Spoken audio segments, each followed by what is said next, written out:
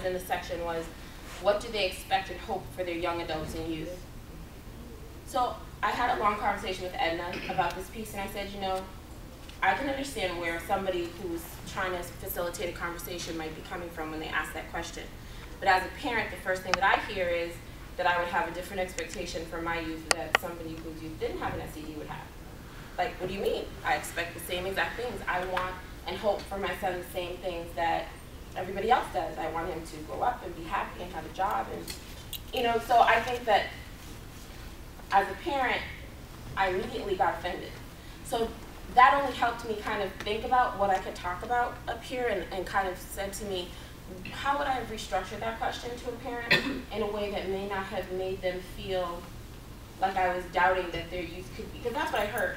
And that's my own stuff. I realized that that's coming to the table with all the struggles I've been with him since middle school, and where he's at now at 19, and so all my stuff came up. But that reminds me that that's what happens when you're sitting across from somebody in their living room and you're saying, so what are your hopes for him? And they're like, what do you mean? Like, what are your hopes for your kid? And so I just think that reframing those things in language is so, so, so important when trying to engage a family, when trying to engage a young person. It's just important to respect whatever they might say. So I'm just going to give you some of the ways that I reframe those things. So one of the things that that I put down as a general question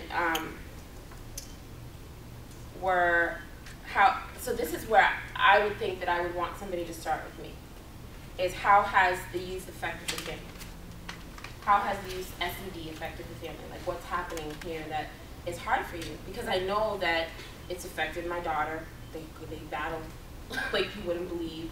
And I tried to, because I'm so, let me give you background. So my son doesn't have a specific diagnosis. I always get pushback that he's fine. I'm clear that he's not.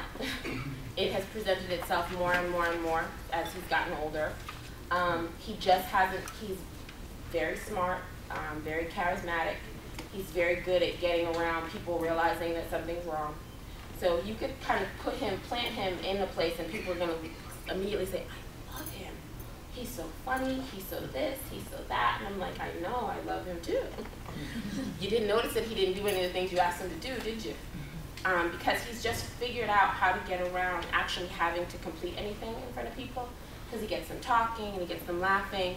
And I have had many conversations with him that at this point, do you realize that if you ever could have had a skill set or a toolbox that could have helped you complete the work, you have avoided it for so long that you're lost now.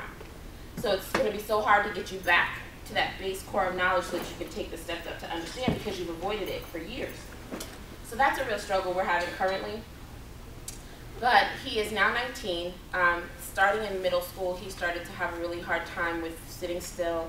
I tried timers on the oven to get him to sit, to do homework for a little while. I tried, you can get up in 5 minutes. I tried everything you need at the table, so there's no reason to get up. I tried all these different things that I thought I could fix it in my mind. I didn't think that I needed any other support outside of the household or the school. So that didn't end up being true. He got in trouble his freshman year. I knew 8th grade that he shouldn't go to the big high school in the city we live in. And he convinced me that he was going to be fine. Mom, he's going to be fine, that everybody's going there. And he got a couple teachers to call me, and they're like, we think he's going to be great. And I'm like, he's struggling with you guys.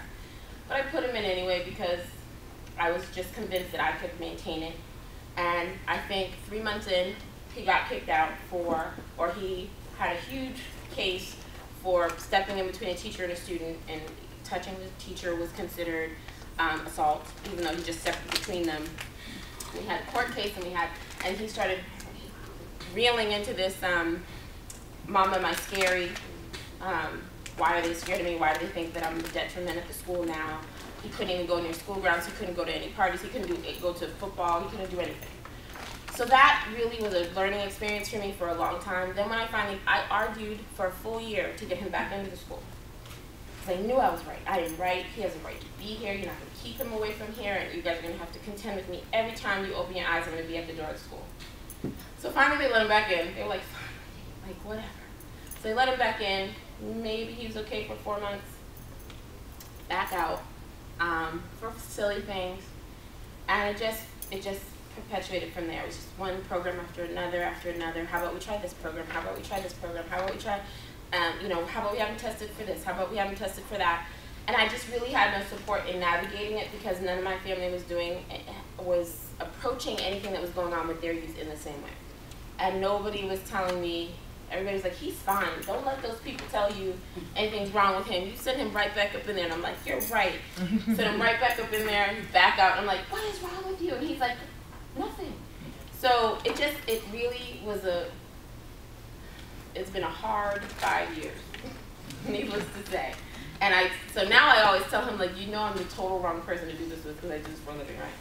And he's like, yeah, I know. But now he's I'm just learning to let him navigate it himself.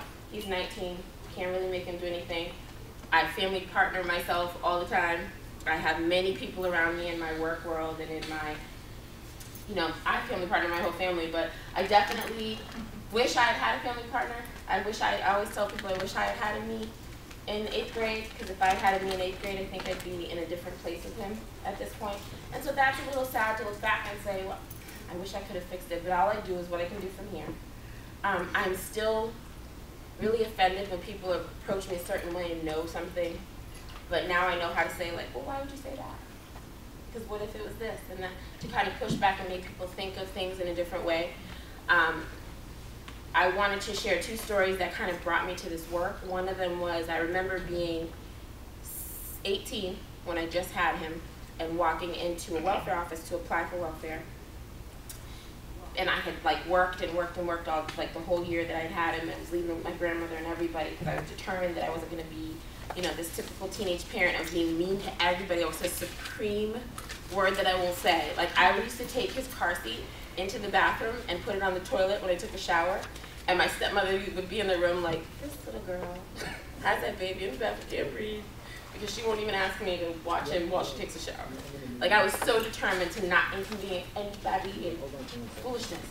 I look back on that like, what do you, now I would let anybody take any of them. Like, for the weekend. It was foolishness. But I was so scared of the judgment and the stigma and the, oh, you're a teen parent, oh, you're not gonna, you're gonna fail, all these things. And so I was like, so I remember going into this office and the lady, I'm sitting there and she's asking me all these questions, and some of them, I was smart enough to know, like, I don't think you can ask me that. Like, are you still involved with the father? Like, does he still come to your house? Like, silliness. And I'm sitting there in the chair thinking, I know, but feeling stuck because I need the help. And I don't know if I don't answer the questions, is she not gonna help me? And I don't know if I can tell her that she can't ask me the questions because I was 18. So I'm just sitting there like, yes, no, yes, for food stamps. I mean, it was complete nonsense. But I remember the feeling, and I still to this day, I'm 38. And I remember the feeling, thinking to myself when I walked out of there, like, I know she wasn't supposed to do that. And I had always used to tell my then boyfriend, who became my husband, who is now a friend, I tell everybody you cannot pick your husband at 18 or 16, however old I was, because he was cute. Like, don't do that. You're a different person. At 30, you're completely different, and you need completely different things. But anyway, side note. So I remember saying to him, we should start a teen newspaper, like, where we can tell people the things that they can get and the things that they can't get and what people can and can't say. I used to always say that to him. And he used to be like, yeah, like, she's crazy. She wants me to work extra hard to get a job. We got a kid. Like, what does she want? And I would want, like, we should tell people they can't do stuff like that because that felt horrible. Another instance, after I had my son, I then had a daughter 2 years later. And I remember being at a community health center because she had a rash. And, no, did she have a rash? No, she had thrush in her mouth. And she was like a year and some change, but the crunchy granola part of me, as I call it, because I grew up in Amherst. Before I moved to Cambridge, I grew up in Amherst, and so was still nursing her because my mother told me that was best, and all my kids went from the bottle to the cup, and I had a lot of judgment about that in the teen community, because they were like, are you kidding me? Like, you don't know Infamil? No, I don't. My mother never would do that. But anyway, so I remember we went in, and the doctor said to me, no, it's fine. The doctor said to me, have you had an HIV test? And I was standing there looking at her like, what? are you talking about? Like, what does that have to do with her mouth having fresh? Like, I remember she was taking off her diaper. I remember, like, it was 2 instances. I remember, like, she was taking off her diaper. She was like, she's so clean. Has she ever had a rash? Like, and I just remember sitting there, like, I cannot believe this woman is sick. I was so angry. Walking, I put her diaper back on and I left. I was like, I'm leaving. I cannot believe, I was like almost 20. And she was so, I don't know that she meant to be judgmental. I say all that to say, I don't know that she wasn't just asking questions because of what she's seen or what she's been through, but she was offending me and preventing me from getting help. And then my grandmother told me that I should just wipe off before I feed her again because I was probably putting the pads on and then putting it right back in her mouth, and it was creating bacteria. And I did that and she was fine. And I wiped off her mouth like my grandmother said, and we were good. But the doctor wanted me to have an AIDS test. And the doctor was surprised she's never had a diaper rash.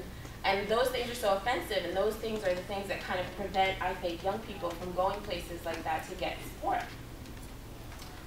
Last story, and these are things like to really frame me when I approach young people, when I approach parents. I went to Harvard Vanguard, right across from Cambridge Engine. And my son had been coughing, and I had 2 jobs. He was 2. And I had 2 jobs, and his father had been taking care of him and gave him the whole bottle of cough medicine because he wouldn't stop coughing. He kept giving it to him all day that I was at work. And so I took him to Harvard Vanguard, and I said, something's really wrong with him. You know, he gave him the whole bottle. He's not stopping coughing. They sent me home. I brought him back the next day, and the doctor rolled his eyes like I already told you, nothing is wrong with him. I don't know why you keep bringing him. And I'm like, I know something's wrong with him. He hasn't stopped coughing. He hasn't, like, something's wrong. And they're like, no, it's just a cold. You're young. You don't know. And I left. And I remember I finally went with my dad. My dad is like 6'4". Big guy. He walks in Harvard Vanguard like somebody's seeing this baby right now. I'll never forget it. And I was standing there like, and he had pneumonia in his left lung. Wow. And they wouldn't have caught it. They gave him the x-ray. And, you know, I remember